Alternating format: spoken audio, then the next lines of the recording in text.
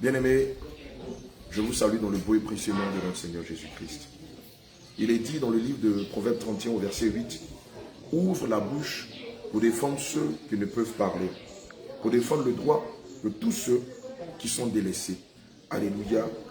Bien-aimés, avant de rentrer dans le vif du sujet, j'aimerais que vous me permettiez de recommander ce moment entre les mains de celui-là qui, au quotidien, nous donne le souffle de vie, qui nous accorde la santé et la force pour mener son œuvre et pour vaquer à nos occupations.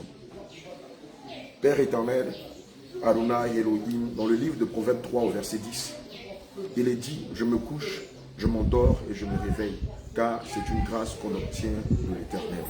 Seigneur, nous te bénissons pour ce merveilleux moment que tu permets. Nous te disons merci d'être avec nous, d'être au milieu de nous conduire. Nous te disons merci de conduire ce réveil toi-même. Nous te prions, Seigneur Jésus-Christ, d'être l'alpha et l'oméga de ce que nous allons faire cet après-midi en ton Saint-Nom. Je te prie, éternel mon Dieu, mon roi, de nous animer de ta sagesse, de nous animer de ta crainte, et que toute chose se fasse pour la gloire de ton nom. Donne-nous d'être soumis à ta volonté, car nous savons que ta volonté est meilleure par rapport à la nôtre, au nom de Jésus. Et par ce témoignage, Seigneur, édifie plus d'un, délivre plus d'un, restaure plus d'un, enseigne plus d'un, ouvre les yeux de plus d'un. Au nom de Jésus, j'ai prié. Amen. Alléluia. Bien-aimés, vous êtes sur le plateau de notre chaîne YouTube, Jesus Comes Soon TV, et notre seconde chaîne de télé, Réveil International, Jésus revient. Je ne suis pas seul sur le plateau, je suis avec l'une de nos filles, vous allez la découvrir tout à l'heure. Voilà, son témoignage est éloquent. Voilà, elle a vécu des choses surnaturelles, et le Seigneur Jésus-Christ, dans la foulée, a bien voulu que nous l'interviewons, afin que par son témoignage, que le corps du Christ de par le monde soit édifié. Amen. Je parle du surnaturel. Pourquoi? Parce que ce que vous allez entendre là, tout à l'heure, dépasse les raisonnements humains, dépasse les volets, hein, les volets physiques, la note physique de ce qu'on voit. Ce que vous allez entendre aujourd'hui n'a rien à voir avec les rapports cartésiens dont on a l'habitude de parler. Amen. Ici, nous nous déconnectons du physique pour rentrer dans le surnaturel. Alléluia. Elle va se présenter et tout à l'heure, nous aurons le temps d'échanger et d'aller en eau profonde afin de comprendre exactement de quoi il en relève. Que le Seigneur nous bénisse. Avant, permettez-moi de lui demander comment elle s'appelle. Comment tu t'appelles? Tu t'appelles Marthe. Tu as quel âge? 15 ans. Tu as 15 ans. D'accord. Tu veux élever un peu la voix afin que tout le monde puisse t'entendre. C'est important. Donc tu t'appelles Marthe. Tu as 15 ans. Tu viens de quelle ville? Tu viens de Taï. Tu viens de la ville de Taï. Je tiens à signaler que Taï, c'est dans la grande ville, c'est dans le grand ouest de la Côte d'Ivoire. Alléluia. Amen. Tu nous parlais de ta mésaventure, de ce que tu as vécu dans le monde surnaturel et tout ça. Nous savons que tu étais initié à la sorcellerie, c'est ça? D'accord. Évidemment, les enfants de Dieu aimeraient savoir comment tu étais initié à la sorcellerie. Quand on est parti à l'école. C'est en quelle année? En 2023. C'était cette année. D'accord. Qu'est-ce qui s'est passé? On est parti à l'école, on allait manger. On a cotisé, on a mangé ensemble. Qui vous a demandé de vous cotiser? Ma camarade. C'est l'une de tes camarades qui a demandé à ce que vous vous cotisiez pour manger ensemble. Vous avez mangé quoi? Vous avez mangé de l'attiqué. Amen. Il faut signaler que l'attiqué, c'est une nourriture qui est faite à base de manioc séché. Alléluia. Et c'est une nourriture qui est prisée ici en Côte d'Ivoire. Alléluia. Et qui est répandue dans tous les foyers. Alléluia. Et donc vous êtes cotisé. Voilà, acheter de l'attiqué. Accompagné de quoi? Voici. D'accord. Puis là, quand à midi, on est revenu à la maison. Le soir, quand on est parti coucher, elle est venue me chercher. Puis elle a demandé que où on s'en va. Elle c'est qui? C'est Charlène. Charlène, c'est celle qui vous a demandé de vous cotiser pour manger de la chicken et du poisson. C'est elle qui a donné l'idée. C'est ça. Et tu rentres chez toi de l'école. Et le soir, pendant que tu dors, tu vois ta camarade Charlène qui te dit de la suivre. Comme elle est habillée. Elle est habillée noir. Elle avait porté du noir. C'est pas une robe, c'est une culotte. Elle a porté au rose. Elle a porté une robe noire. Et elle est venue te dire, vous devez partir. Ses cheveux étaient comment? Ces cheveux-là, c'était mélangé parce qu'elle s'est coiffée. C'était quand elle est venue, on disait que ses cheveux étaient mélangés d'une façon que c'est noir comme ça. Elle avait des cheveux mélangés un peu comme celle de folle. Elle n'arrive pas à bien articuler. Et donc, je vais me faire le loisir de, à la limite, de répéter ce qu'elle va dire afin que tout le monde puisse comprendre exactement de quoi il en relève. Donc, elle avait les cheveux mélangés comme une folle. C'est ça. Et elle était habillée en robe noire. Et elle t'a demandé dessus. Elle est venue physiquement frapper à ta porte ou bien c'était comme un rêve? C'était comme un rêve. C'est ça? D'accord. Donc, elle te demande de te suivre et comment tu réagis? Puis elle a dit qu'on s'en va où ça. Puis elle a dit que je me tais. D'accord. Tu lui as demandé où vous partez. Elle t'a demandé de te taire. D'accord. Puis il a suivi qu'on est parti. On est arrivé. On va Le calme. Demandez à tout le monde de se calmer, s'il vous plaît.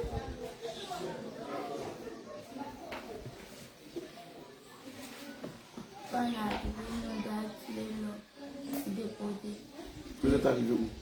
En brousse. Vous êtes arrivé en Brousse, dans une grande forêt. Et quand vous êtes arrivé, qu'est-ce que tu as vu?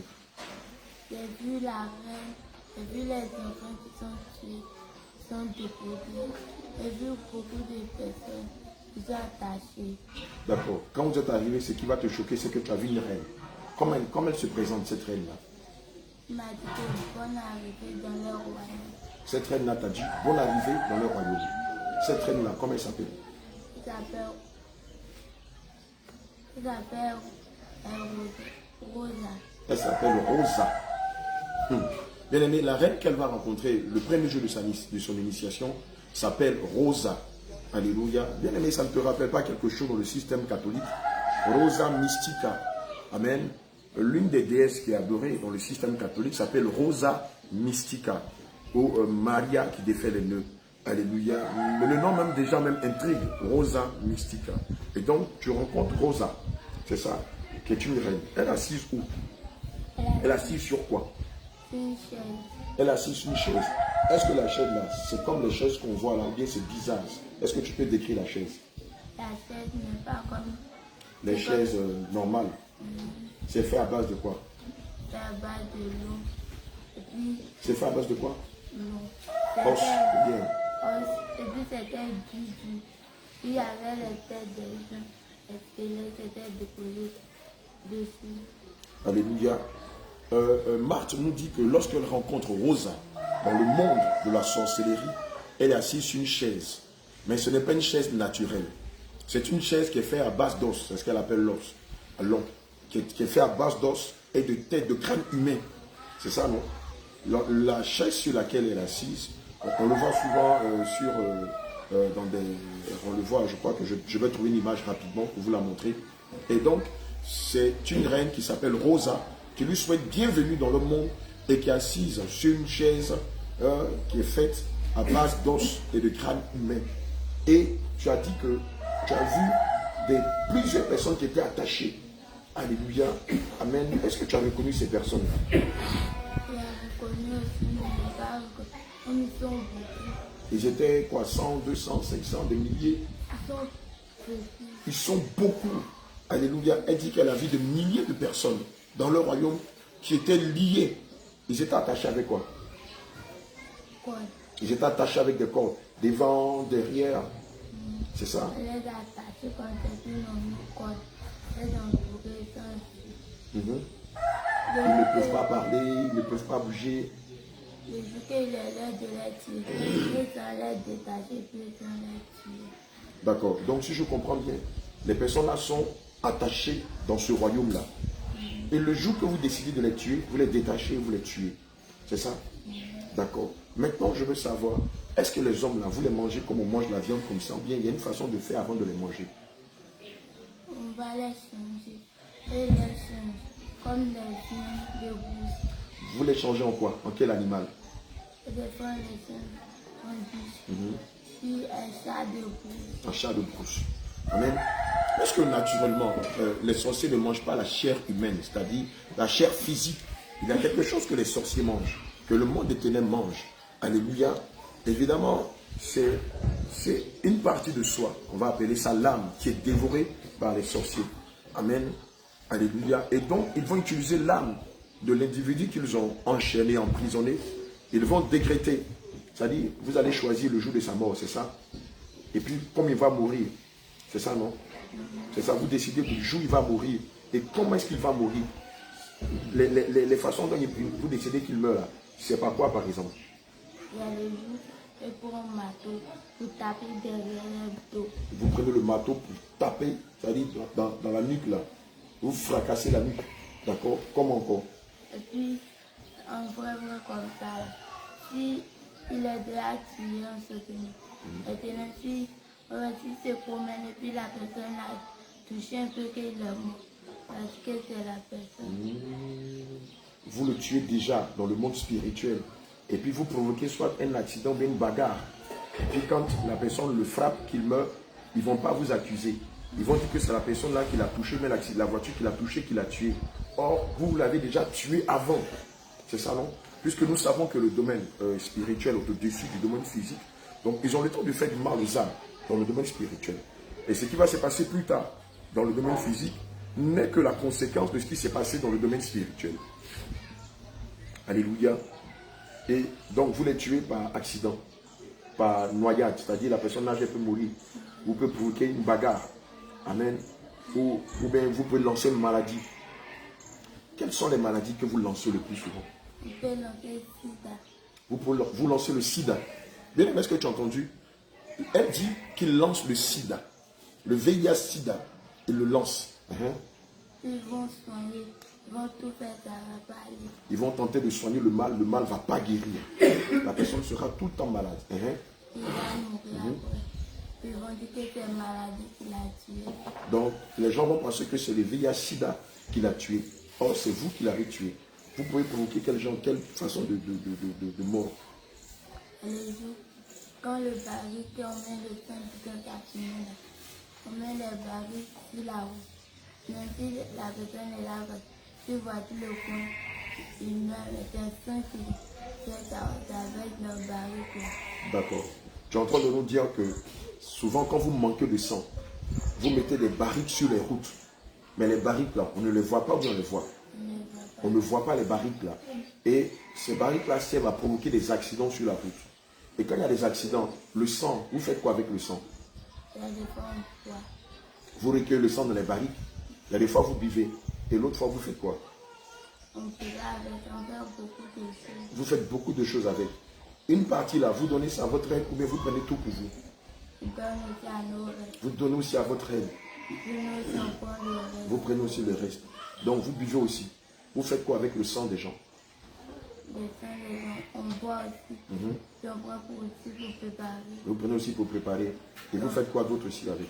On se lave. Vous vous lavez avec le sang humain, d'accord? D'accord, donc vous buvez aussi. Maintenant, pourquoi vous buvez le sang humain? Parce que là-bas, il n'y a pas l'eau. Parce que là-bas, il n'y a pas l'eau. Mais là-bas, c'est le sang là qui est l'eau. D'accord. Selon ce que j'ai appris, on dit que lorsque vous buvez le sang là, vous devenez beaucoup plus méchant. C'est vrai ou c'est faux? C'est vrai.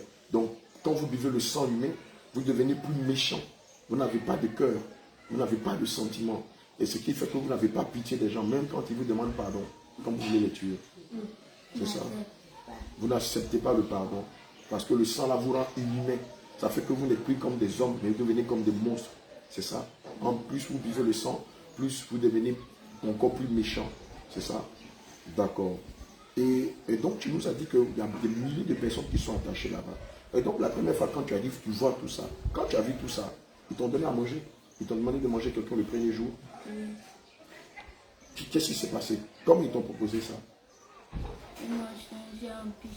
Puis ils n'ont pas arrivé. Puis ils n'ont pas arrivé. Puis quand ils étaient arrivés, ils disaient de manger. Puis ils disaient que c'est quoi? Ils disaient de manger. Si moi je n'ai pas mangé, ils vont me tuer. Alléluia. Bien aimé, Osée 6, verset 4, dans la version parole vivante, dit: mon peuple meurt parce qu'il ne me connaît pas. Vous n'avez pas voulu me connaître.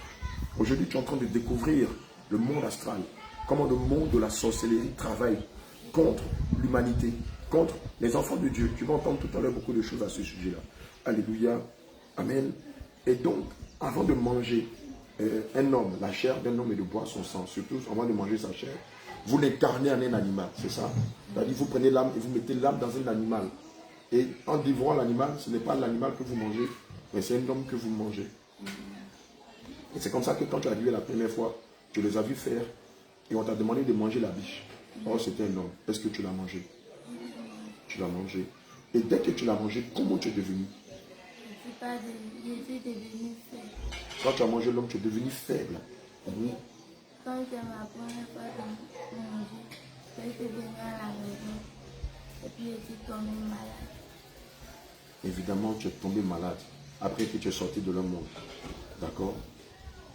Maman dépensait beaucoup d'argent. On est parti à l'hôpital. Mais ça va tout le temps. Dès que tu as mangé la première chair humaine, tu es tombé malade, tu es tombé gravement malade. Et ta maman t'a amené à l'hôpital dans l'espoir que tu guérisses. Mais malgré que vous allez à l'hôpital, tu ne guérissais pas. C'est ça. Sois fortifié, le Seigneur va te restaurer. On peut avoir un peu de papier lotus, elle en larmes. Alléluia. Amen. Bien aimé, je vais mettre une pause là, le temps que on eut le droit et yeux, puisqu'on en a, vous pouvez le constater vous-même. Alléluia. Bien aimé, le livre de Proverbes 6, verset 22 dit: instruis l'enfant selon la voie qu'il doit suivre, ainsi quand il grandira, il ne s'en détournera pas. Alléluia. Évidemment, pour un enfant de son âge qui a à peine 15 ans, c'est difficile ce qu'elle explique. Amen. L'enfant ne désire pas devenir sorcier, mais c'est la force de la nature. Et c'est le piège du diable, c'est la ruse, la malice du diable et de ses agents qui initient certains enfants à la sorcellerie. Alléluia. Et évidemment, lorsqu'on écoute son témoignage, on voit malheureusement qu'elle était initiée où? À l'école. Malheureusement, l'école est un gros nid de la sorcellerie. Oui, l'école. L'école, quand je dis l'école, je ne parle pas des écoles en Afrique seulement. Les écoles en Europe, les écoles aux États-Unis, les écoles dans toute l'humanité regorgent de nombreux agents de Satan qui veillent à ce que nos enfants, malheureusement soient victimes de la sorcellerie. Soient victimes de la sorcellerie. Alléluia. Et malheureusement, c'était le cas de Marthe. Une de ses amies de classe va l'initier à la sorcellerie et elle en sera victime. Alléluia. Et c'est comme ça qu'elle va être initiée à la sorcellerie et faire beaucoup de choses qui malheureusement vont la détruire et détruire plusieurs de ses proches. Sa mère, ne sachant pas qu'elle a été initiée à la sorcellerie, va tenter de la guérir parce qu'elle avait mangé son premier morceau de viande humaine. Et ça va déformer son âme, ça va déformer son esprit, ça va déformer sa morphologie physique. Et ça va faire d'elle non plus une humaine, mais une bête. Ça va faire d'elle un monstre. Et c'est comme ça qu'elle va commencer à faire du mal. Alléluia. Gloire à Jésus. Bien aimé, lorsqu'on lit le passage de Deutéronome 18 au verset 13, verset 10 à 13, il est dit: on ne devra pas trouver parmi vous aucune des personnes suivantes. Quelqu'un qui brûle son fils ou sa fille en sacrifice, qui pratique la magie, qui interroge les charlatans, qui lit dans le ciel, qui devine l'avenir, qui pratique la sorcellerie. Mais vous, attachez-vous de tout votre cœur au Seigneur votre Dieu. Alléluia. Malheureusement, elle va être initiée à la sorcellerie. Amen. Et ça va changer le cours de sa vie. Tu vas manger le premier morceau de viande. Tu vas boire le premier verre de sang. Qu'est-ce qui va se passer? Je vais tomber malade. Puis ma tête est partie pour aller prier. J'ai dit que je prends une chaise. Je commençais à prier. D'accord. Mais avant que ta tante ne vienne, ils t'ont donné des feuilles, ils t'ont donné une mission à faire, des missions à faire. Qu'est-ce qu'ils t'ont dit de faire? On dit qu'on va aller attraper les gens. Ils t'ont demandé d'aller attraper des gens. D'accord? Pour faire quoi? Pour les tuer. Ils t'ont demandé d'aller attraper des gens pour les tuer. Qui t'a demandé de faire ça? C'est la reine Mystica. Pardon, Rosa. C'est ça. En fait, c'est Rosa Mystica. Amen. Qui est adorée dans le système catholique où malheureusement les catholiques pensent qu'ils adorent Marie. Or, Marie n'est pas adorable. Celui qui mérite l'adoration, c'est le Seigneur Jésus. Et il y a une grande différence entre la statue et l'individu. Malheureusement, non seulement ce n'est pas la vraie Marie qui est adorée, mais c'est la statue. C'est le démon, la reine du ciel, qui est adorée en lieu et place de la véritable Marie. Évidemment, lorsqu'on lit le livre d'Exode 20 au verset 3, la parole de Dieu nous recommande de ne point avoir d'autre Dieu en lieu et place du Seigneur Jésus devant sa face. Alléluia. Donc, Rosa Mystica va te demander d'aller attraper des gens et les tuer. Mais comment vous attrapez les gens? Est-ce que vous venez les attraper comme ça? Ou bien il y a des pièges, il y a des choses que vous faites? Quand la rue là-bas, on attrape son âme, c'est attaché. Vous attrapez l'âme de la personne. Vous n'attrapez pas la personne physiquement. C'est l'âme de la personne que vous attrapez. C'est ça? Mais comment vous arrivez à attraper l'âme des gens? Quand la rue, puis la personne est là dormie. Puis on lui fait qu'il est malade, il est également malade. Puis on attrape son âme. Quand tu dis malade, c'est-à-dire, parce qu'il y a les chrétiens qui sont malades, est-ce que vous pouvez attraper l'âme des chrétiens qui sont malades? Mais ces personnes-là, qu'est-ce qui fait la différence? Qu'est-ce qui détermine qu'ils sont chrétiens ou ne sont pas chrétiens? Comment vous arrivez à identifier les vrais chrétiens de ceux qui ne sont pas, pardon, les chrétiens de ceux qui ne sont pas chrétiens? Quand on voit les vrais chrétiens là, Écoute bien, mon bien-aimé. Textuel. quand on voit les vrais chrétiens, il y a le toit qui les tête. On ne peut pas les tenter. Alléluia. Amen. Elle dit que lorsqu'on voit les vrais chrétiens, vous ne pouvez pas les tenter. Parce qu'il y a une étoile sur leur tête, c'est ça? Alléluia. Amen. Bien-aimé, oui, effectivement, je te le confirme, tous les enfants de Dieu, alléluia, ont une étoile sur leur tête. Amen. Gloire à Jésus. Mais c'est quelle étoile qui est sur leur tête? Est-ce que vous savez quelle est cette étoile-là? L'étoile là, c'est brillant. Quand tu le vois au loin, tu peux pas t'approcher. Acclame le Seigneur Jésus.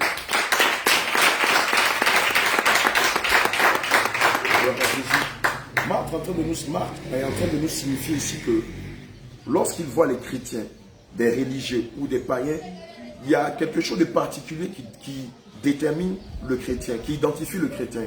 Il y a une étoile entre la frontale et le front. Il y a une étoile comme ça qui brille sur eux. Bien aimé, partageons ensemble le livre de 2 Corinthiens 1, verset 22. Alléluia. Il est dit, lequel, amen, nous a aussi marqué d'un sceau et a mis dans nos cœurs les arts de l'esprit. Amen. 2 Corinthiens 1, verset 22 dit, lequel nous a aussi marqué d'un sceau.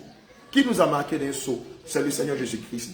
Et quel est le sceau par lequel il nous a marqué? C'est la présence du Saint-Esprit. Bien aimé, c'est la présence du Saint-Esprit qui fait que lorsque le monde des ténèbres voit le chrétien, il ne peut s'approcher. Alléluia. C'est parce que nous sommes marqués du sceau, de ce sceau-là, de la présence du Saint-Esprit en nous, que l'homme des ténèbres, l'homme fort, le méchant, Satan et son royaume ne peuvent s'approcher de nous.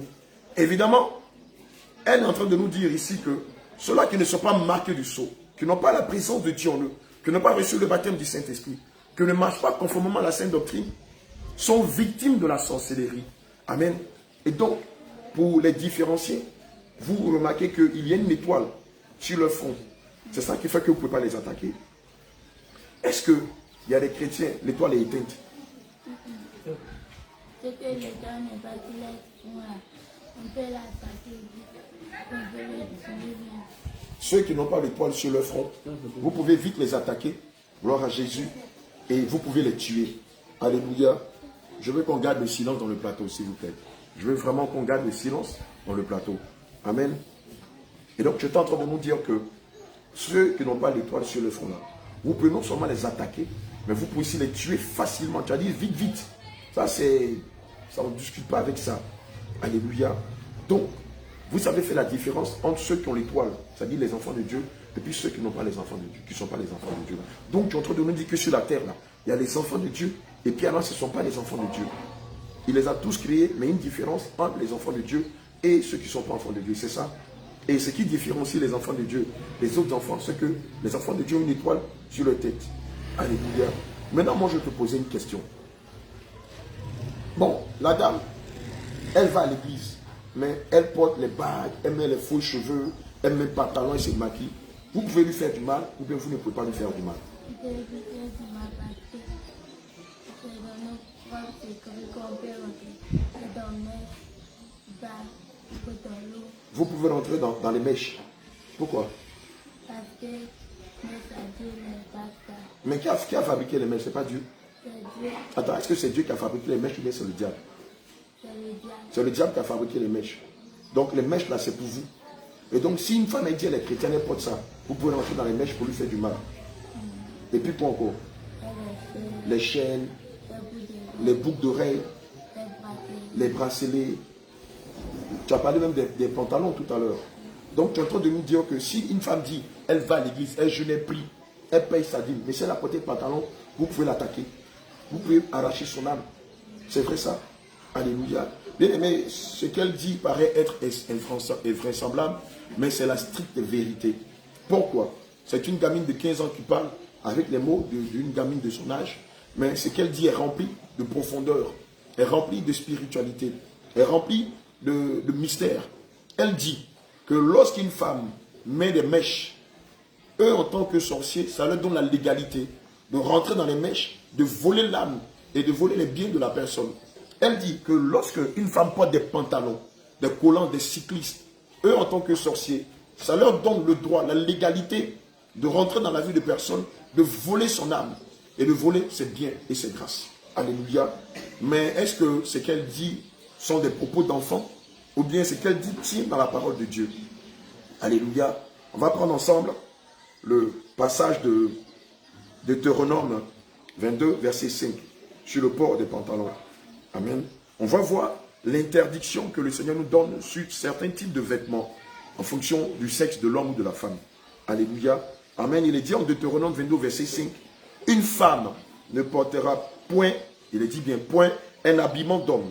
Et un homme ne mettra point de vêtements de femme.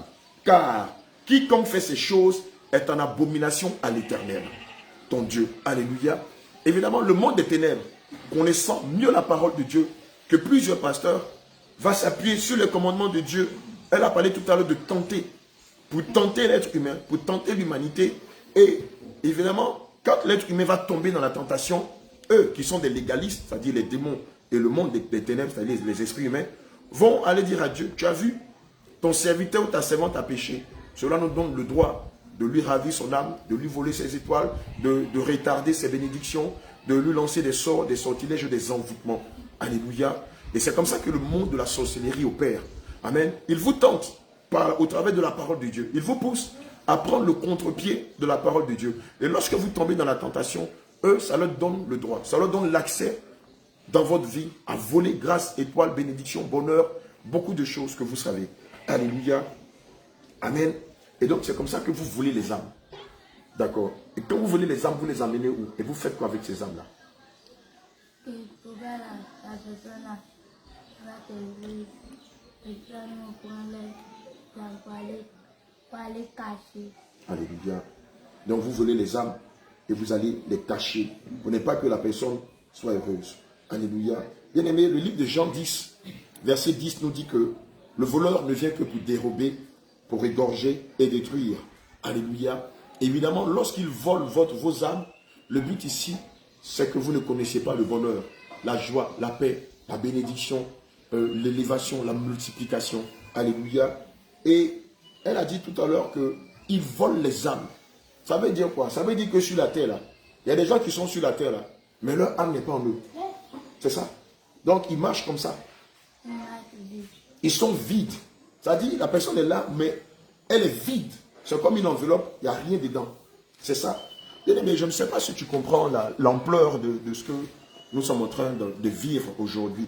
Marc nous dit que, comme eux, c'est des voleurs d'âmes, sur la base de Jean 10, 10, évidemment, il y a des êtres humains qui sont là sur la terre, mais qui n'ont pas leur âme en eux. C'est des coques vides. La chair est là, mais l'âme n'y est plus. Évidemment, quand vous voulez l'âme, ça veut dire quoi? Vous arrivez à contrôler, à manipuler la personne, à lui dire ce qu'elle doit faire. Qu'est-ce que vous pouvez dire à la personne de faire? On peut dire à la personne qu'il faut aller tuer quelqu'un, puis la personne peut partir. Waouh! Donc, quand l'âme de la personne n'est pas là, vous pouvez dire à la personne, va tuer quelqu'un et la personne va le faire. Parce que c'est vous maintenant qui contrôlez son âme. Vous pouvez dire quoi d'autre à la personne? Qu'est-ce que vous dites d'habitude aux gens de faire quand vous volez leur âme? On peut lui dire que va te tuer, va aller te tuer. Vous pouvez pousser la personne à se suicider. Alléluia. Puis on peut dire à la personne qu'il faut aller tuer ton père ou bien t'amener. Vous pouvez pousser la personne à aller tuer ses parents. Vous poussez aussi les gens à voler, selon ce que nous savons. À se prostituer. C'est ça? Vous pouvez pousser les personnes aussi à s'habiller comme des prostituées. Alléluia. Je mets une pause là et on va ouvrir une parenthèse. Gloire à Jésus. Dans le combat spirituel, le Seigneur m'avait enseigné dans les débuts de mon appel que lorsque on rencontre une âme qui est sous le contrôle, qui est sous l'emprise de la sorcellerie, la première, ou l'une des premières des choses à faire, c'est d'aller chercher son âme, de gré ou de force. C'est de casser le tombeau dans lequel l'âme est emprisonnée, ou c'est de casser la prison dans laquelle l'âme y est. Évidemment, il y a plusieurs sortes de prisons. Amen. Il y a d'abord les cimetières. La personne peut se retrouver constamment dans ses songes, dans ses rêves, avec des morts, dans un cimetière ou dans les ténèbres. La personne peut se retrouver dans la prison de l'alcool. La personne peut se retrouver dans la prison de la cigarette. La personne peut se retrouver dans la prison de la masturbation. La personne peut se retrouver dans la prison de l'adultère, dans la prison du maraboutage, dans plusieurs prisons qui sont à la limite et qui sont à la vérité des pièges. C'est comme ça que ça se passe. Et évidemment, si l'homme qui mène le combat n'a pas de discernement, il combattra en vain et il peut ne pas avoir de manifestation. Mais dès que le Seigneur ouvre vos yeux et que vous commencez à toucher ces points, paf, vous voyez les esprits qui se manifestent et qui commencent à relâcher l'âme. Alléluia. Amen. Et donc c'est comme ça que vous manipulez les âmes des gens dans le monde entier. Alléluia. Quelle est la plus grande mission que Rosa Mystica t'a demandé de faire? Elle dit que de donner ma grande soeur. Rosa Mystica t'a demandé de donner ta grande soeur. Tu l'as fait? Pourquoi? Elle dit que je ne dors pas. Pourquoi tu as refusé? Parce qu'elle aime ma grande soeur, je ne peux pas donner ma grande soeur. Parce que tu aimes ta grande soeur, tu ne dois pas donner ta grande soeur. Que Dieu te bénisse. Qu'est-ce que Rosa Mystica? On peut venir la nettoyer. Quand je dis la nettoyer, c'est vraiment avec amour. Ce n'est pas lui donner puis se débarrasser d'elle. Hein? C'est le faire avec amour. Check ici. Bien aimé, voici la plus grande mission que Rosa Mystica. Tu sais ce qu'on appelle l'amour, ma fille? Alléluia. Voilà la plus grande mission que Rosa Mystica lui a demandé de faire. Amen. Check un peu. C'est-à-dire tuer sa propre soeur, sa grande soeur. Et comme elle avait de l'amour de sa soeur, elle a refusé de le faire. Alléluia. Malheureusement, beaucoup de nos enfants sont pris en ballot par l'œuvre de la sorcellerie, déjà même à l'école, par leurs camarades de classe, par leurs meilleurs amis, par une copine, par le voisin de classe. Alléluia. Et c'est comme ça que bon nombre de nos enfants ont été initiés à la sorcellerie et sont non seulement en train de s'auto-détruire, mais de détruire leur propre famille. À l'époque, j'avais l'un de mes fils dans la foi qui avait à peine, je crois, 10 ans, qui était l'un des plus grands sorciers de Bassam et qui avait initié pas moins de 5000 enfants durant son cursus scolaire. Parce que lui, c'est déjà quelques jours après sa naissance que sa grand-mère l'avait initié à la sorcellerie en mangeant son déchet. C'est-à-dire le premier caca, excusez-moi du terme, le premier déchet qu'il a fait, sa grand-mère l'a mangé. Et c'est comme ça que la nuit, l'enfant qui avait à peine 2 ou 3 jours, non, je crois un jour, c'est comme ça que l'enfant a été initié et il a commencé à initier plusieurs personnes dans son cursus scolaire. Amen. Et lui-même s'est auto-détruit et a détruit plusieurs vies.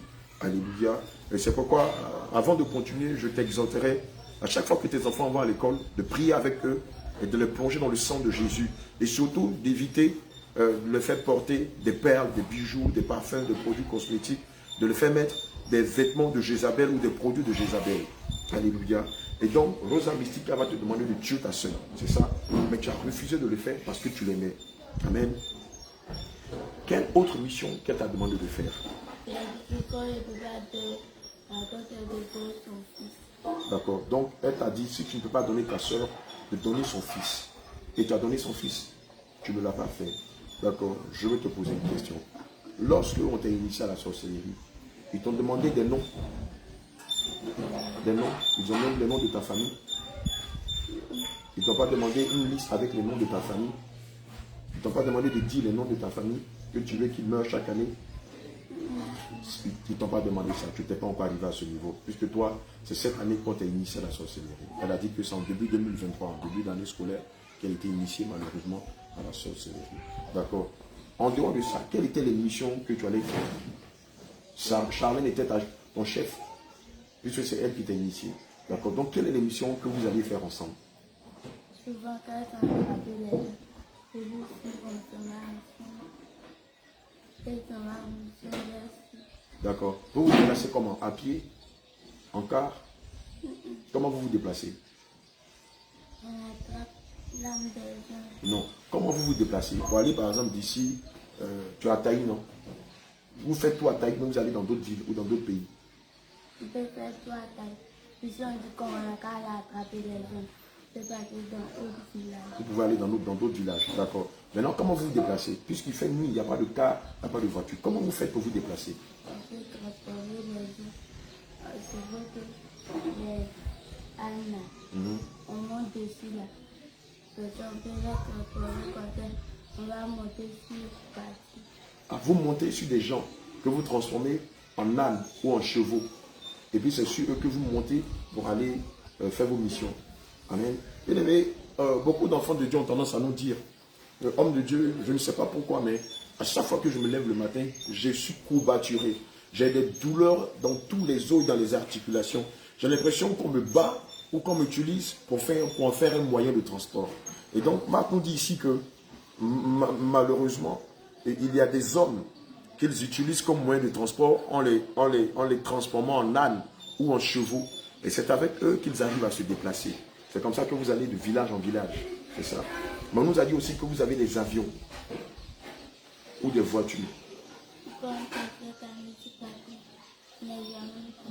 Ah, toi, comme c'est cette année que tu es parti, tu n'es pas encore arrivé au stade où on te donne un avion, c'est ça? D'accord. Donc toi, c'est avec des ânes ou des chevaux que tu t'es déplacé. D'accord. Et je veux savoir, quels sont les moyens par lesquels vous détruisez la vie des gens? La vie des gens. On peut les tuer, on peut les faire du mal. D'accord. Quel genre de mal vous faites? Tu as parlé de VIH-Sida. Vous lancez quelle sorte encore? Et ils deviennent folles. Vous pouvez les rendre fous. Vous pouvez rendre ces personnes-là folles. C'est ça. Donc la personne, elle va à l'école. Et puis un matin, ou bien elle est là comme ça. Et puis un matin, elle commence à parler seule, à crier. Et souvent, on voit des fous dans les marchés ou bien dans les rues. Là. On le voit, et puis il lance coup de poing dans l'air. Il menace les gens. Oh, il n'y a personne devant eux. C'est avec vous qu'ils tentent de se battre. C'est ça. Alléluia. Bien aimé, plusieurs fois, le Seigneur nous a permis d'apprécier des fous. Quand je dis apprécier, c'est regarder. Le Seigneur nous a dit, regardez bien. Pour vous, pour le commun des mortels, on a l'impression qu'ils sont fous. Mais dès qu'ils sont frappés de folie, le voile tombe. Ils voient tous ceux qui leur ont lancé la folie. Et quelquefois, il les menace ou ils se battent avec eux. C'est ça. Amen. Mais un fou, il ne peut pas vous faire du mal. C'est ça, non? Puisque vous, comme vous êtes des sorciers, vous devenez esprit. C'est ça, non? Donc même si vous tapez, ça ne passe. C'est comme s'il frappait dans le vent. C'est ça. Et donc vous lancez le VIH-Sida, vous lancez la folie. Vous lancez quoi d'autre?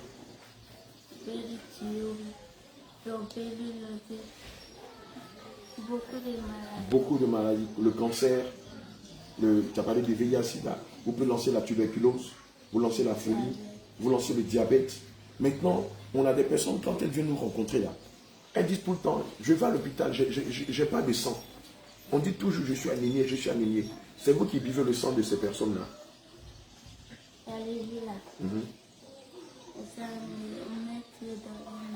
Vous mettez un tuyau dans leur narine.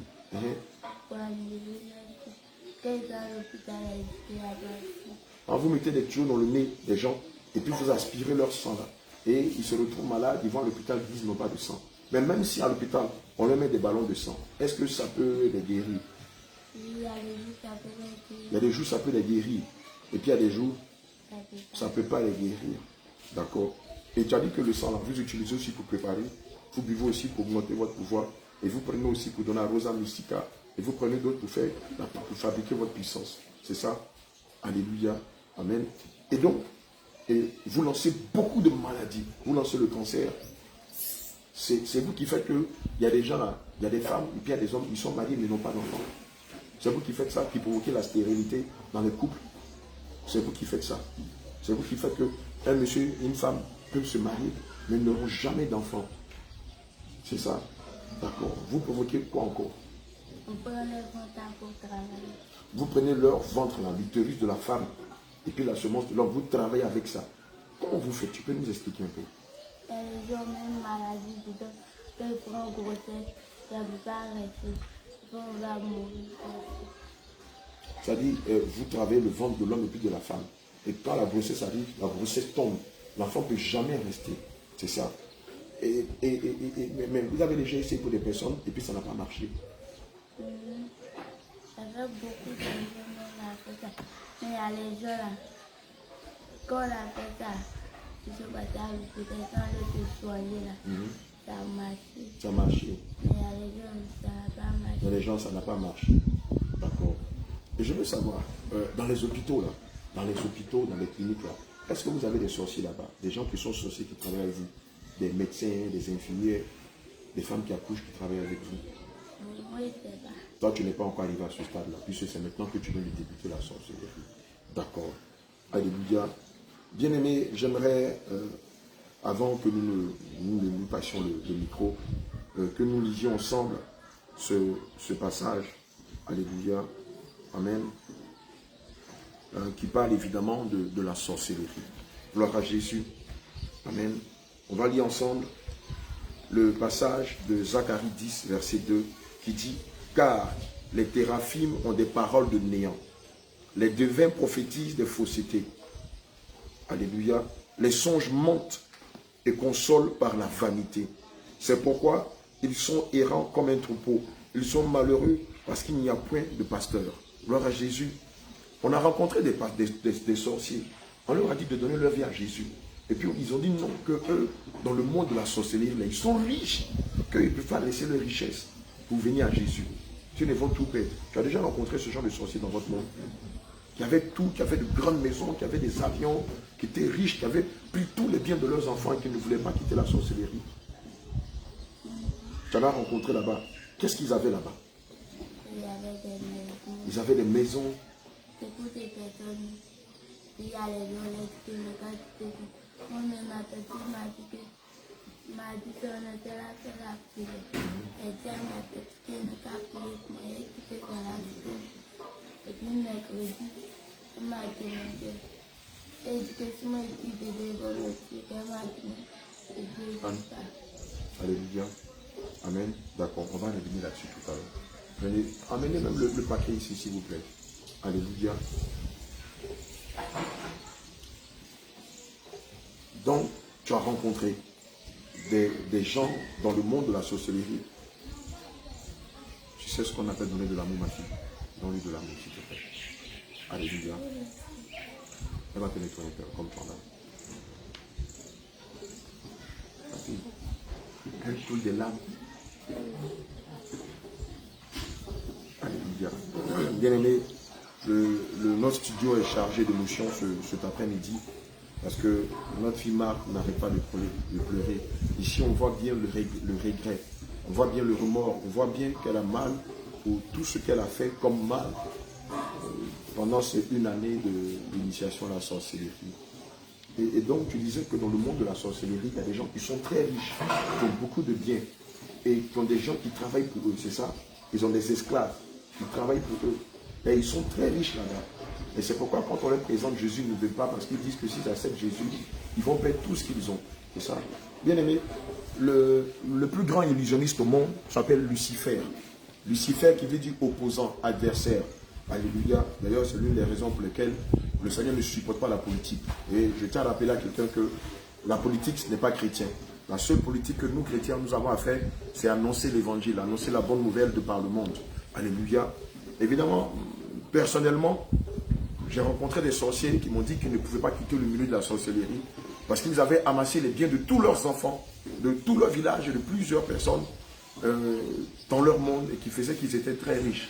Je me rappelle à l'époque, j'étais au Togo, quand une sorcière m'a dit si j'étais prêt à lui donner quelques millions, elle serait prête à renoncer à la sorcellerie parce que dans son monde, elle était une prêtresse, une grande reine. Alléluia. Et évidemment, elle a rencontré des personnes qui, dans le monde de la sorcellerie, ont des avions, ont des châteaux, ont plusieurs esclaves qui travaillent pour eux, ont plusieurs biens. Et à cause de ce monde illusoire dans lequel ils sont, et ne le savent pas, préfèrent demeurer dans ce monde-là parce que Satan leur a promis le paradis s'ils détruisaient toute leur famille. Et donc, ces sorciers-là sont dans la dynamique de la nuisance, de la destruction, de faire du mal à tous leurs proches, en espérant que lorsqu'ils mourront, Satan leur donnera soit un tiers ou la moitié de son royaume. Toi qui es sorcier qui m'écoutes cet après-midi, laisse-moi te dire que Satan est un menteur. Il ne pourra jamais te donner la moitié de son royaume parce qu'il n'en a même pas. Oui, Satan ne détient pas le paradis. Celui qui détient la clé du paradis, c'est le Seigneur Jésus-Christ. C'est lui qui t'a promis le paradis, évidemment, si tu abandonnes tes mauvaises voies, si tu renonces à la sorcellerie et si tu t'attaches réellement à lui. Alléluia. Et c'est pourquoi beaucoup de sorciers s'emmurent dans leur folie, s'emmurent dans leur faux raisonnement, s'emmurent dans ce monde illusoire en pensant que c'est un monde qui existe. Or, c'est comme un monde de rêve. Or, le rêve n'existe pas. Les rêves, je ne parle pas des songes et des visions, mais les rêves sont décousus et incompréhensibles. Alléluia. Et c'est comme ça que le monde astral est. Amen. Quoique le sorcier a l'impression de vivre à son aise, de vivre dans l'opulence, il est dans un rêve. Amen. Un moment, quand il ouvre les yeux, il est en enfer. Gloire à Jésus. Amen. Et donc, tu as rencontré des gens comme ça qui étaient riches dans le monde de la sorcellerie. Amen. Qu'est-ce qu'ils t'ont proposé pour devenir riche comme eux? Ils t'ont demandé de tuer des gens. Ils m'ont dit de rester là-bas. Et ils vont me donner une maison, grande maison.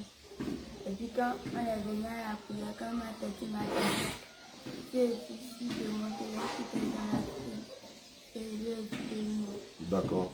D'accord. Donc, tante Déborah t'avait demandé de quitter de la sorcellerie. C'est ça? Mais avant, comme il savait que tante Déborah, c'est la servante de Dieu Déborah de la cellule de Taï, il savait que tante Déborah allait te demander ça. Donc, ils t'ont proposé une grande maison si tu ne viens pas à Jésus, c'est ça, non? Et si tu décides de demeurer avec Rosa Mystica. Et ils t'ont montré la maison. Mais ils t'ont dit que tu aurais une très grande maison.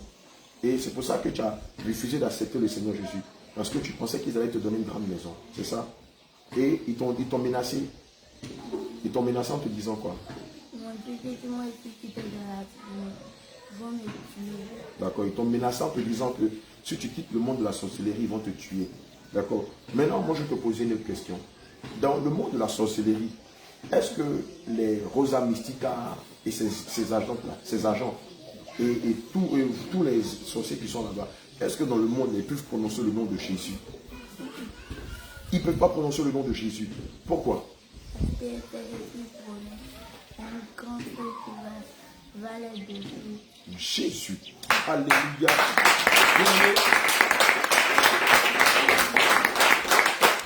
Malgré la puissance de Rosa Mystica, malgré qu'elle dit qu'elle est la reine de tous les sorciers, et ses agents, ils ne peuvent pas prononcer le nom de Jésus, parce que s'ils prononcent le nom de Jésus, un grand feu va quitter du ciel pour les détruire. Jésus. Alléluia.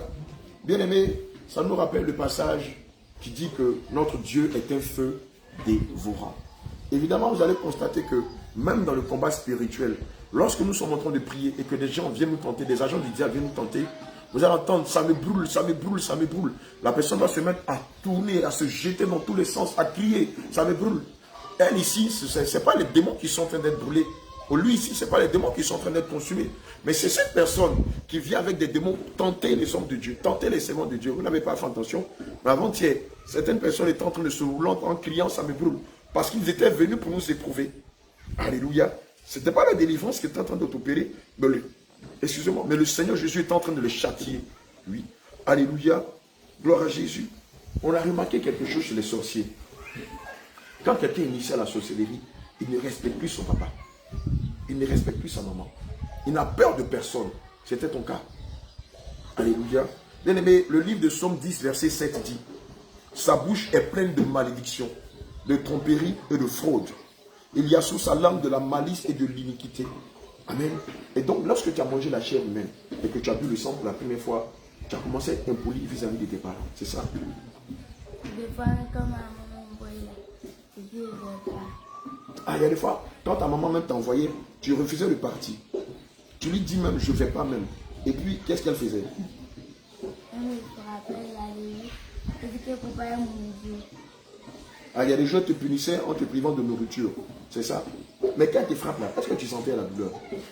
Tu ne sens pas la douleur? Il y a des jours où tu sens la douleur. Et puis il y a des jours quand elle te frappe, tu ne sens pas la douleur. Mais comment ça se fait que tu ne sens pas la douleur? Comment tu faisais puis tu ne sentais pas la douleur? Je prends quoi de notre personne pour répondre. Alléluia. Bien aimé, écoute la malice du diable. Des fois, quand sa maman la bat, elle ne sentait pas la douleur. Parce qu'elle empruntait le corps de quelqu'un d'autre. À l'époque, dans les débuts de notre structure de sécurité, vers 3 heures du matin, on était tombé sur un gamin qui avait à peine 5 ans.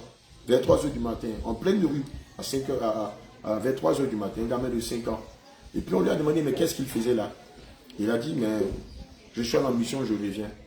Vraiment avec un air très insolent. À 3 heures du matin, un gamin de 5 ans. Et c'était à la Sikoja, comment c'est Sikoja à l'époque. Et puis on lui a dit, mais à 5 ans, tu es en mission, tu es dans quelle mission? Il nous a dit, mais je suis allé tuer des gens. Et on lui a dit, mais tu n'as pas peur, tu vois des gens qui sont baraclés comme ça, qui sont armés, qui te demandent. Il dit, mais vous voulez que j'ai peur de quoi?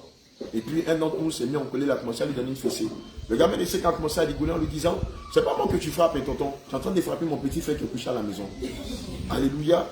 Et on s'est arrêté, on a eu un peu peur, on a pris l'enfant, on lui a demandé de nous indiquer sa maison, on a tapé la porte, il est arrivé.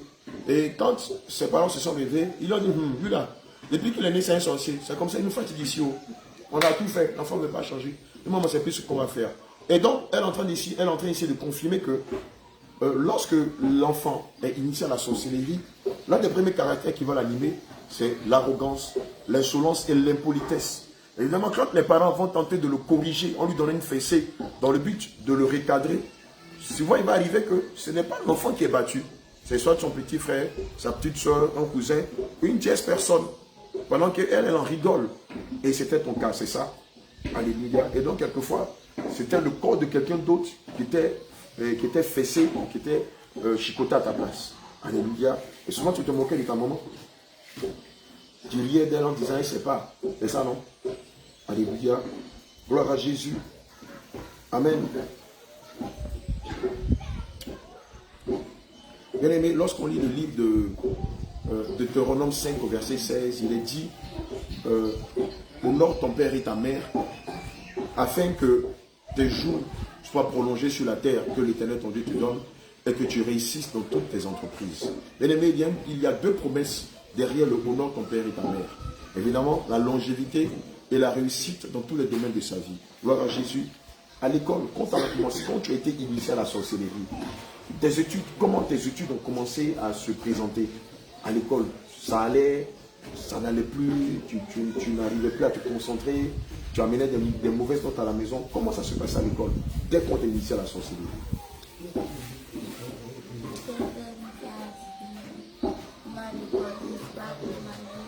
Tu n'es pas intelligente. Ça n'allait plus à l'école. C'est ça. Oh, avant ça allait. Mais dès qu'on t'a initié à la sorcellerie, tu ne donnais plus de bonnes notes. C'est ça, non? Tu n'amenais plus de bonnes notes à l'école. C'est-à-dire que tu manquais d'intelligence. Amen. C'est que tu comprenais avant là. Tu as commencé à ne plus comprendre cela. Alléluia. Bien aimé, lors de l'initiation à la sorcellerie, 2 choses vont être volées à l'enfant. Son intelligence, c'est-à-dire sa conscience et son cœur. Ici, le cœur, ce n'est pas le cœur physique, mais c'est sa compassion. Alléluia. Elle, dans son cas, c'est une exclusion. Sinon, naturellement, on leur vole leur intelligence, c'est-à-dire la conscience et la compassion, afin qu'ils ne comprennent pas ce qu'ils sont en train de faire. Amen. Et en fait, afin qu'ils n'aient aucune miséricorde, aucune compassion pour leurs victimes. Alléluia. Mais ici, le Seigneur lui a permis d'avoir de la compassion pour sa sœur et pour son neveu. C'est la raison pour laquelle elle n'a pas livré sa sœur. Mais en dehors de sa sœur et de son neveu, elle a fait du mal à des tierces personnes. Alléluia. Amen. Donc, à l'école, les choses n'allaient plus. Est-ce qu'à un moment, tu as eu envie de ne plus aller à l'école?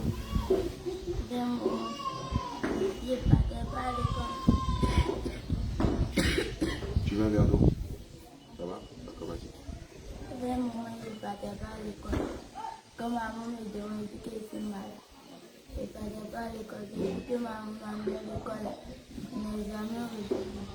J'étais pour la sécurité.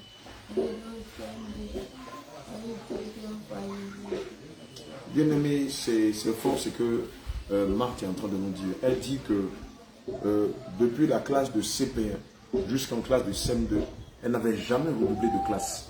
Mais malheureusement, lorsqu'elle était initiée à la sorcellerie, elle a redoublé sa classe de CM2. Bien aimé, cela doit nous interpeller.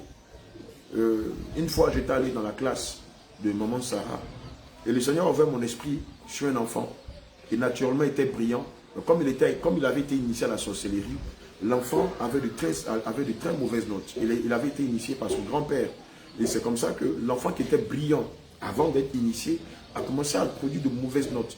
Les parents ont tenté de le recadrer, de l'instruire, de le corriger, d'utiliser la force, mais cela n'a pas marché. Les parents n'avaient pas compris que l'enfant avait été initié à la sorcellerie. Sur le cas de ton enfant, jusqu'à un passé récent, ton fils était très intelligent à l'école. Mais depuis un moment, ton fils manque d'intelligence, il manque de concentration, il est distrait. Il va même à te dire qu'il n'a plus envie d'aller à l'école. Bien-aimé, je t'en prie, surtout ne le bats pas. Non. Ici, ce n'est pas la ceinture qui va résoudre les problèmes. Fais-le venir. Nous allons prier. Et le Seigneur va faire tomber l'homme fort ou la femme forte qui manipule ou qui contrôle ton fils ou ta fille et qui fait qu'il a des mauvais rendements à l'école et qui fait qu'il n'est plus désireux d'aller à l'école. Alléluia. Ici même, à Kwezra, beaucoup d'enfants qui naturellement sont des personnes très, très intelligentes ont abandonné les études sous des prétextes à la limite qu'eux-mêmes ignorent. Alléluia. L'enfant dit qu'il ne veut plus aller à l'école. Pourquoi? L'enfant lui-même ne sait pas.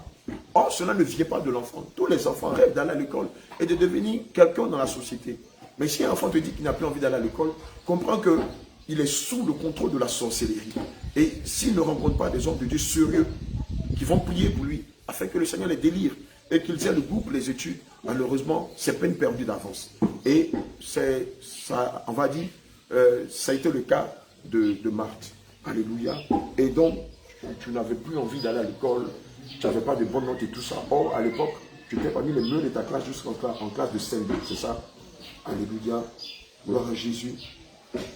On sait que les sorciers ont tendance à maudire les gens. C'était ton cas. Maudit les gens. Maudit, tu es bête, tu es maudit, chien, tu ne vas pas réussir. Tu dis des grossièretés, tu insultes les gens.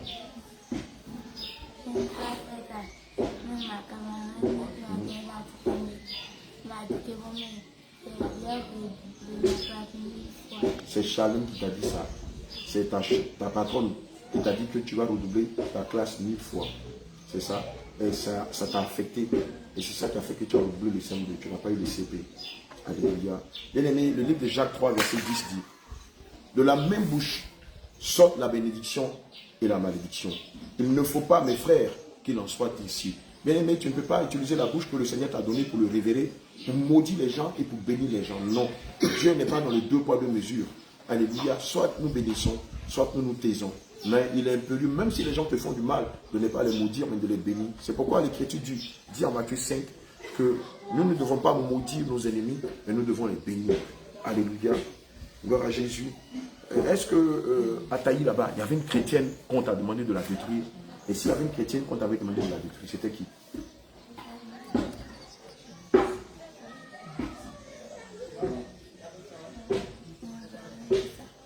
On ne t'a pas demandé de faire du mal à tante Déborah? Ils sont venus l'attaquer. Mais tu n'étais pas avec eux quand ils sont venus l'attaquer? Ils n'étaient pas arrivés à 3 heures. Ils sont coupés la pluie, pour la pluie. Les différents qui étaient cassés. C'était leur passé. Quand ils faisaient bien, m'a demandé d'expliquer la vérité. Et nous sommes venus la pluie, pour la pluie. Oui. Bien aimé, je sais que tu n'as pas pu bien percevoir ce que notre imam dit, puisqu'elle n'articule pas bien. Elle est en train de dire que, évidemment, dans la ville où elle est, il y a une servante de Dieu du nom de Déborah. Déborah, tu peux venir s'il te plaît. Alléluia. Amen. Voilà, vous avez Déborah qui vient de la ville de Taï. Voilà, qui a... c'est pas elle que nous avons connu Marthe. Elles sont quittées de Taï. Nous nous retrouvons ici à Kwezra, dans la localité de Genoula. Donc une nuit, vous êtes venu l'attaquer. Amen. Alléluia. Tu peux checker le salon de Dieu Déborah. D'accord, je vais reculer un peu ici.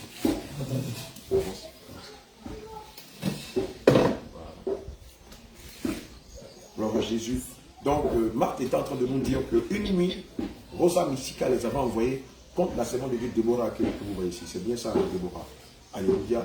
Et le but, c'était de l'éteindre spirituellement. Amen. D'éteindre sa vie de prière. Donc, vous êtes venu l'appuyer pour qu'elle soit lourde. Pour ne pas qu'elle se lève à 3 heures du matin pour prier. C'est ça. Et donc, vous l'avez appuyée, elle n'a pas pu prier. Et c'est à 4 heures qu'elle s'est levée. C'est ça. Et qu'est-ce qui s'est passé quand vous êtes venu? Exactement. On est venu matin. J'ai dit que c'est vrai. Ah, le matin, tu es venu la voir. Quand on est réveillé là, je suis chez elle là. Quand on est réveillé là, elle m'a appelé. Elle m'a demandé.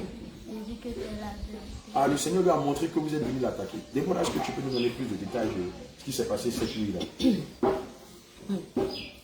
Cette nuit-là, on s'est couché. Je me suis couché. Donc, c'est à 3h du matin, je me réveille et je priais. Mais ce jour-là, je ne sais pas, je n'ai pas eu la force de me lever même pour prier.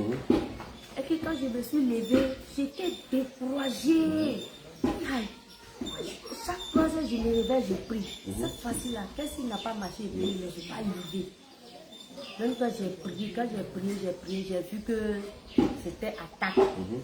Donc matin, je l'ai appelé, je l'ai interpellé, j'ai dit, ah, ma mat vient. La nuit là, qu'est-ce qui s'est passé? Elle dit, non, quand il n'y a rien, elle dit, ce qui s'est passé là, j'ai tout dit, il faut me dire ce qui s'est passé. Et là, elle a dit, oui, aujourd'hui, même là, moi, elle, ma patronne, tout le monde, en tout cas, tous les démons de Taï. Nous tous, on est venus à piller. Je ne sais pas que tu vas te lever même pour dire un mot. Maintenant, quand à 4h arrivé, les gens t'ont laissé. Effectivement, c'était le suis réveillé à 4h17. Amen. Donc, tu avais vu l'attaque. Et donc, ils sont venus avec, non seulement tous les sorciers de Taï contre toi, mais plusieurs démons. Marc, c'est ce qui s'est passé. Et donc, le but, c'était d'éteindre sa vie de prière. Mais pourquoi Rosa Mystica vous a demandé d'éteindre sa vie de prière? Bien aimé, c'est tellement fort ce que nous sommes en train d'entendre aujourd'hui sur le plateau de Jesus Comes Soon TV. Pourquoi est-ce que Rosa Mystica vous a demandé d'éteindre sa vie de prière? Parce que j'étais malade, elle était là pour prier pour moi. S'il vous plaît, tombe malade. Elle dit que pourquoi elle est là pour prier pour moi. Ils vont venir la prier. Alléluia. Et donc, elle vous a demandé de venir éteindre sa vie de prière parce que qu'elle prie pour toi, si elle prie pour toi, tu allais sortir de la sorcellerie. Et leur prière les dérangeait, c'est ça. Et donc c'est pour ça que vous devez venir éteindre sa vie de prière. Alléluia. Il y a eu d'autres types d'attaques comme ça, ou c'était la seule attaque? C'est pas la seule, hein? D'accord. Il y avait encore d'autres attaques. Quel genre d'attaque vous avez fait contre elle? Elle m'a dit ça. On était là pour prier. Puis ils sont venus. Ils sont arrêtés par la porte. Elle était là pour prier. Puis ils ont lancé flèche. Elle est quittée. Où il arrive, elle est rentrée derrière le fauteuil là. Puis flèche a dépassé pour tomber derrière le rideau là. Ah, vous avez tenté de tirer une flèche contre elle. Le flèche a percé le rideau, c'est ça? Mais ça ne l'a pas eu. Amen. Mais si elle avait mis des mèches, si elle avait porté des pantalons ou des collants, si vous avez tiré la flèche là, ça allait la voir ou ça n'allait pas la voir? Ça allait la voir, Jésus. D'accord. Mais comme elle n'avait pas tout ça, donc vous ne pouvez pas la voir. C'est ça? Alléluia. Amen. Il y a encore d'autres types d'attaques que vous avez fait contre elle. D'accord. Il y a encore d'autres attaques que vous avez fait contre elle, mais c'était les deux là seulement. Il y a eu beaucoup d'attaques. Mais toutes les fois que vous les attaquez là, ça marchait mais ça ne marchait pas. Mais pourquoi? Vous êtes beaucoup, elle est seule. Pourquoi ça ne marchait pas? Il y a un principe qu'on est beaucoup qu'on attaque quelqu'un là. Ceux qui sont beaucoup là, ils doivent avoir la force pour combattre la personne, non? Sa puissance est pour nous, là, c'est pas la même chose. Sa puissance et puis votre puissance là, c'est pas la même chose. Bien aimé, acclame le Seigneur.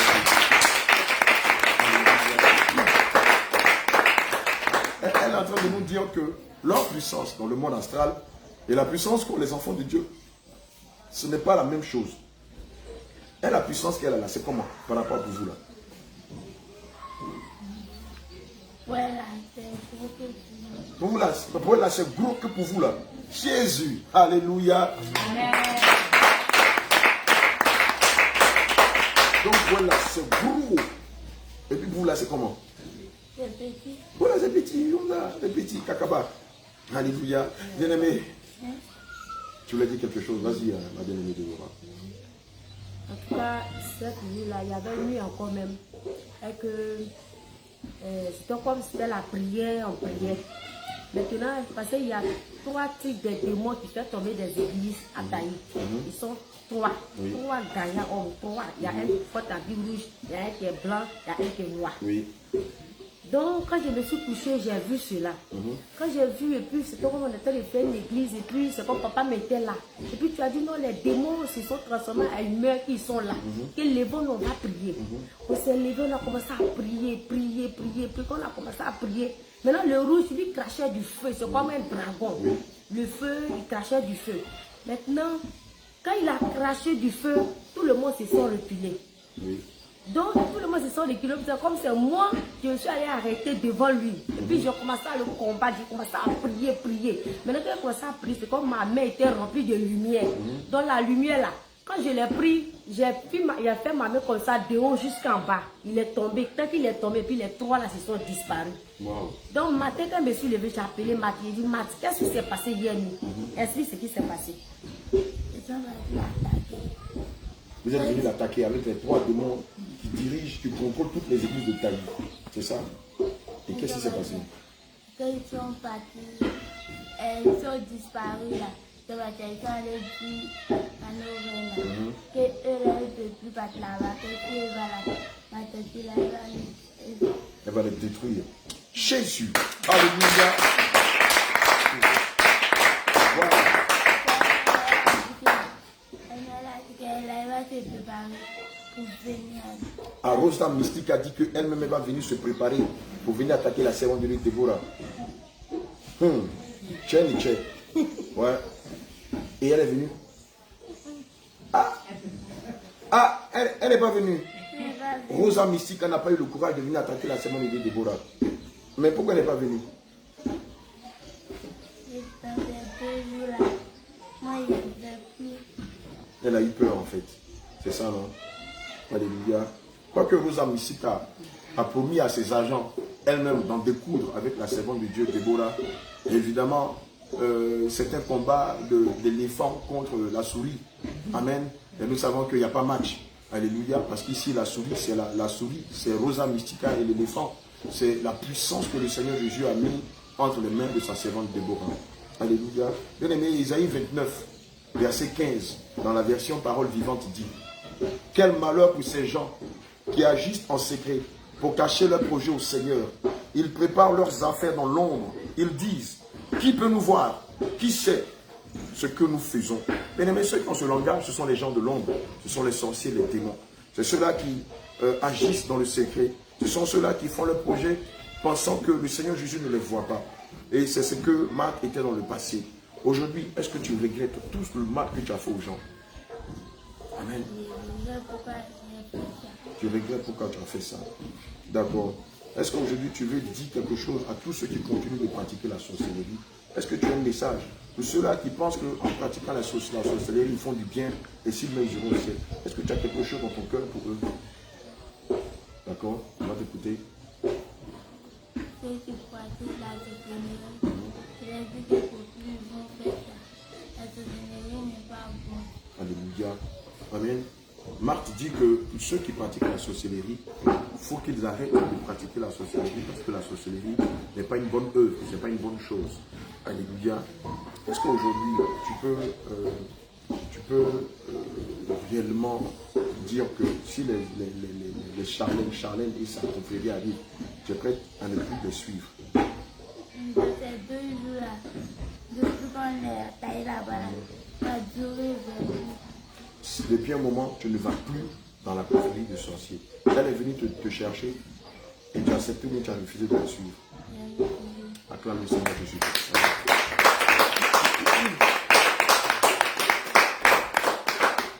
Bien aimé, le livre de Nombres 23 nous enseigne que l'enchantement ne peut rien contre Jacob, ni la divination contre Israël.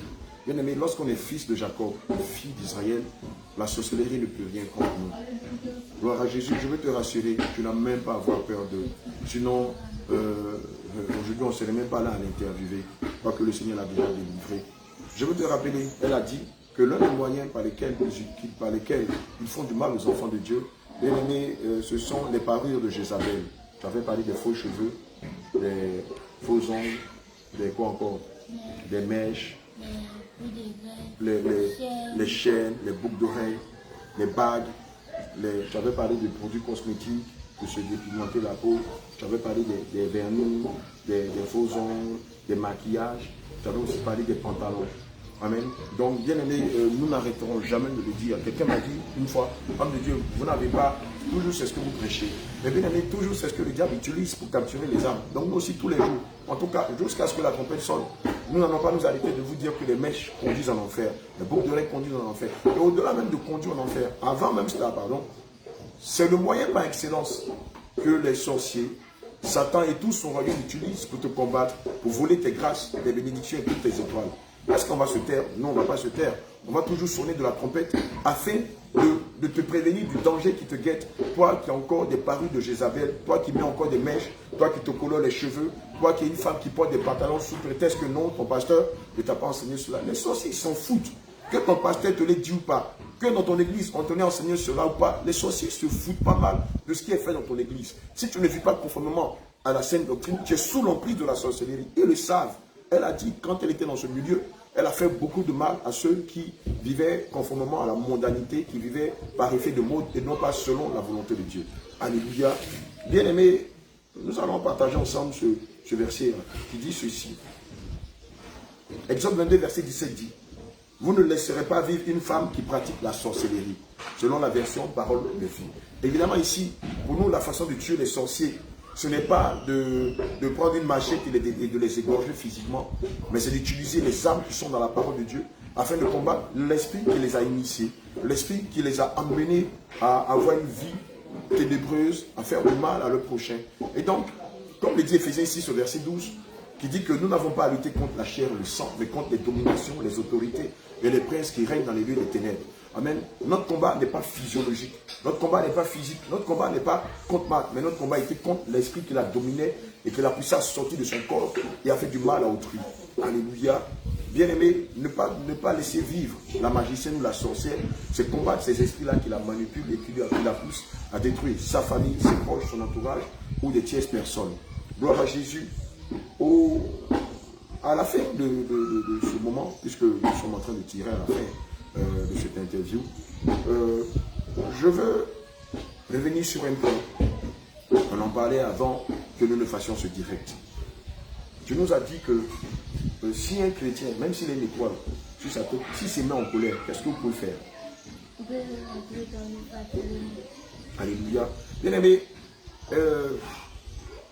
Marc est en train de nous dire ici que si un chrétien, je dis un chrétien, je n'ai pas dit un religieux, amen, si un chrétien se met en colère, amen, elle dit qu'elles peuvent rentrer en lui facilement. Amen. Évidemment, quand les sorciers rentrent facilement dans la vie d'un chrétien, ce n'est pas pour rendre sa vie facile, c'est pour détruire sa vie. Amen. Le livre d'Éphésiens 4, verset 26 à 27 dit, si vous vous mettez en colère, ne péchez point, que le soleil ne se couche sur votre colère. Ne donnez pas accès au diable.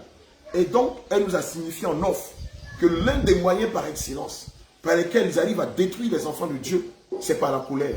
Or, Éphésiens 4, verset 26 à 27 nous met en garde de ne pas garder la colère jusqu'au coucher du soleil.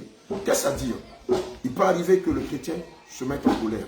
Mais rapidement, si c'est le cas, quoique le Seigneur ne veut pas que nous nous mettions en colère, mais si par mégarde le chrétien tombe dans la colère, il doit rapidement se repentir avant que le soleil ne se couche et que la nuit arrive. S'il ne se répand pas dans la nuit, comme elle a dit, ils vont rentrer facilement dans sa vie. Évidemment, la vie de cette personne ne sera plus facile, mais ce sera une vie extrêmement exécrable, difficile, pénible, remplie de malheurs, de malédictions, de maladies, de confusion, de rejet, d'amertume. Amen. Et c'est ce qu'elle est en train de dire. Et elle nous disait en offre que le moyen par excellence par lequel ils arrivent à détruire la vie des enfants de Dieu, à détourner leur histoire, à voler leur mariage, à voler leur travail, à voler leur père, à voler leur santé, à voler leur bénédiction, toutes leurs étoiles, c'est la colère. Bien aimé, je vais te citer le passage d'Éphésiens 4, verset 30 qui dit « N'attristez pas le Saint-Esprit de Dieu par lequel vous avez été scellés pour le jour de la rédemption. » Évidemment, par la colère, on peut attrister le Saint-Esprit. Et si c'est récurrent, cela peut pousser le Saint-Esprit à sortir de son temple Et évidemment, si c'est le cas, nous sommes livrés entre les mains des ténèbres. Et malheur à nous si nous ne nous repentons pas. Malheur à nous si nous tombons dans la colère et que nous n'allons pas demander pardon à Pierre ou à Paul, même si on a raison. Alléluia. Nous allons clore cette interview là. Et avant, nous allons remettre ce moment entre les mains du Seigneur Jésus-Christ. Je vais prier afin que toi qui es sous l'emprise de la sorcellerie, que tu te réveilles et que tu cherches à passer par la délivrance. Et que le Seigneur te restaure et que tu rentres dans tes grâces et que tu serves Dieu en esprit, en vérité. On va baisser la tête et on va rendre grâce au Seigneur. Père éternel, Dieu d'Abraham, d'Isaac et d'Israël, il est dit dans ta parole que tout concourt au bien de ceux qui aiment Dieu. Seigneur, nous bénissons ton nom pour ta servante Marthe, qui sans faux fiant n'a pas manqué de nous révéler comment le monde de la sorcellerie opère contre les enfants de Dieu et contre l'humanité. Seigneur, je te dis merci, parce que c'est toi qui, malgré les difficultés, lui a donné la force, Seigneur, avec sérénité, de partager tout ce que le monde des ténèbres lui avait révélé. Je te dis merci pour sa délivrance et sa restauration. Je te dis merci parce que maintenant, elle n'est plus une sorcière, mais une ex-sorcière. Seigneur, je te prie, Père, Seigneur, dès demain matin, qu'elle passe par les eaux du baptême, qu'elle reçoive ton Esprit Saint et qu'elle renonce, Seigneur, tout totalement et définitivement aux œuvres de la sorcellerie. Éternel, mon Dieu, mon roi, je prie que par ce témoignage, que ceux-là qui sont tes enfants, mais qui malheureusement sont dans le monde de la sorcellerie, sont dans le monde des ténèbres, Seigneur, par les témoignages de ta servante, renonce aux œuvres de la sorcellerie et s'attache à toi au nom de Jésus. Seigneur, je prie que toi-même, comme tu l'as toujours si bien fait, que tu les délivres de la puissance des ténèbres et que tu les remplisses de ta force, de ta crainte. Car il est dit dans ta parole selon le livre de Proverbes 1 au verset 7,